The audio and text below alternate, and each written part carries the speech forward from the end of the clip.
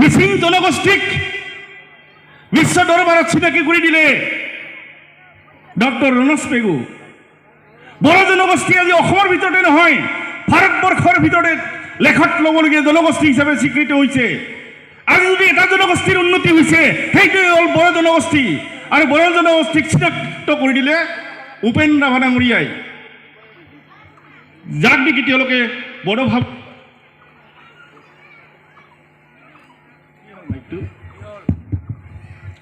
আৰু আমাৰ ৰাভা জনগোষ্ঠীক বিশ্ব দৰবাৰ তথা ৰাভা হাছঙৰ এক অপ্ৰতিদ্বন্দ্বী নেতা হিচাপে চিনাকি কৰাই দিলে গোটেই বিশ্ব দৰবাৰত মাননীয় টংকেশ্বৰ ৰাভা। ঠিক তদ্ৰূপ আমাৰ সূত্ৰধৰসকলৰো এটা দিন আহিব, এটা সময় আহিব, আজিৰ পৰা হয়তো 10 বছৰ 20 বছৰ পাছতো হ'ব পাৰে। সেই সময়ত সূত্ৰধৰসকলক অসমৰ প্ৰতিজন মানুহে সূত্ৰধৰ জনগোষ্ঠীক চিনি পাব লাগিব। আজি হয়তো সেই নগেন শইকীয়া ডাঙৰীয়ে চিনি নাপায়। অসমীয়া ইতিহাসত, অসমৰ ইতিহাসত তেওঁ লিখা নাই সূত্ৰধৰ জনগোষ্ঠীৰ কথা। আজি অন্য জনগোষ্ঠীৰ বিভিন্ন বুদ্ধিজীৱীসকলে সূত্ৰধৰসকলক চিনি নাপায়। কিন্তু এটা দিন আহিব সূত্ৰধৰসকলৰো টংকেশ্বৰ ৰাভাৰ দৰে নেতাৰ জন্ম হ'ব, ডক্টৰ ৰণোজ পেগুৰ দৰে নেতাৰ সৃষ্টি হ'ব, আৰু উপেন্দ্ৰ প্ৰমৰ দৰে নেতাৰ সৃষ্টি নিশ্চয় হ'ব। সেইদিন হয়তো আমাৰ আহি পোৱা নাই, সেইদিন নিশ্চয় আমাৰ মাজত সমাগত হ'ব।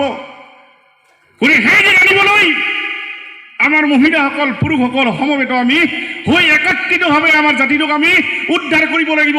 আজি চাওক, সূত্ৰধৰসকলৰ বিভিন্ন সংগঠনৰ মজিয়াত আলোচিত মৰ্মে আজি আমাৰ অসূত্ৰধৰ মহিলাসকলে আজি আমাৰ সেই সেউজীয়া পাৰীৰ ব্লাউজ পিন্ধি আহিছে, সেউজীয়া পাৰীৰ চাদৰ মেখেলা পিন্ধি আহিছে।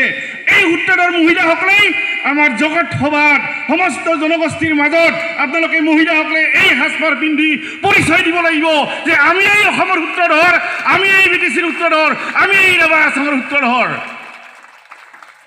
আৰু মহিলাসকল, আমি পুৰুষসকল আমি লং পেণ্ট পিন্ধি আমি সদায় ইংৰাজ বাবু হৈ যাওঁ। কিন্তু মহিলাসকলৰ জৰিয়তে আমাৰ আচলতে যিকোনো জনগোষ্ঠীৰে, প্ৰায়ভাগ জনগোষ্ঠীৰে মহিলাসকলৰ জৰিয়তেই আমাৰ সংস্কৃতি, আমাৰ সাজপাৰৰ পৰিচয় দিয়ে। গতিকে ৰাইজ, মই বেছি কথা নক'ম।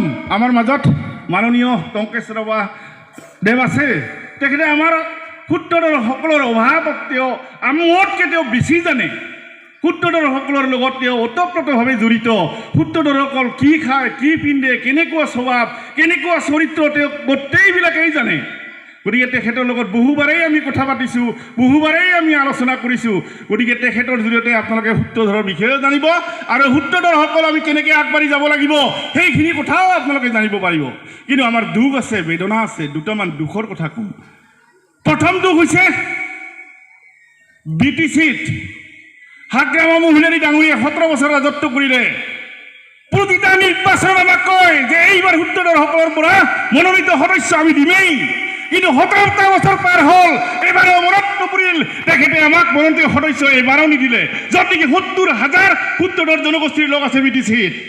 এইবাৰ প্ৰমোদ বড়ো ডাঙৰীয়া আহিলে, এইবাৰত তেখেতে 6জন মনোনীত সদস্য দিলে। তাৰ আগতে আমি লগ কৰিলোঁ ইলেকশ্যনৰ আগত, দিম বুলি ক'লে। এইবাৰ 6জনক মনোনীত সদস্য দিয়াৰ সময়ত প্ৰমোদ বড়ো ডাঙৰীয়াৰো মনত নপৰিল। এনেকৈয়ে আমি লাঞ্ছিত, অপমানিত, আমি ফুলেৰিৰ লগত বিয়লি হৈ যাব ধৰিছোঁ সূত্ৰধৰসকল। আজি আমি মিচিং স্বায়ত্তশাসিত পৰিষদত পৰমানন্দ চাৰিঙীয়া ডাঙৰীয়াক আমাৰ ধেমাজি জিলা সূত্ৰধৰ সন্মিলনী, লখিমপুৰ জিলা সূত্ৰধৰ সন্মিলনী আমি কেন্দ্ৰীয় কমিটিয়ে গৈ বহুবাৰ লগ কৰি মনোনীত সদস্য দিয়াৰ কাৰণে দাবী উত্থাপন কৰিছোঁ। নাই, কোনেও নুশুনে, তেওঁ আমাক নিদিলে। কিন্তু আমাৰ এটা আশা, এই দ্বিতীয়বাৰ কাৰ্যকালত আমাৰ ৰাভা হাছং অট'নমাছ কাউন্সিলৰ চিফ মাননীয় টংকেশ্বৰ ৰাভা ডাঙৰীয়াই মনোনীত সদস্য আমাক এজন দিব বুলি কথা দিছে। নিশ্চয় তেওঁ এইবাৰ যদি মনোনীত সদস্য নিযুক্তি দিয়ে, নিশ্চয় আমাক মনোনীত সদস্যৰ পৰা তেখেতে বঞ্চিত নকৰিব বুলি আমি আশাবাদী। সৰ্বশেষত মই আৰু এটা কথা ক'ম। মোৰ কথা আপোনালোকে শুনিয়ে থাকে, প্ৰতিটো মিটিঙত মোৰ লেকচাৰ শুনিয়ে থাকে। এটা কথাই ক'ম, আমি অসম সূত্ৰধৰ ডেভেলপমেণ্ট কাউন্সিল বিচাৰি বিচাৰি চন্দন ব্ৰহ্মৰ ঘৰে পদূলিয়ে অফিচে সপ্তাহত 3বাৰকৈ আমি লগ কৰিছিলোঁ।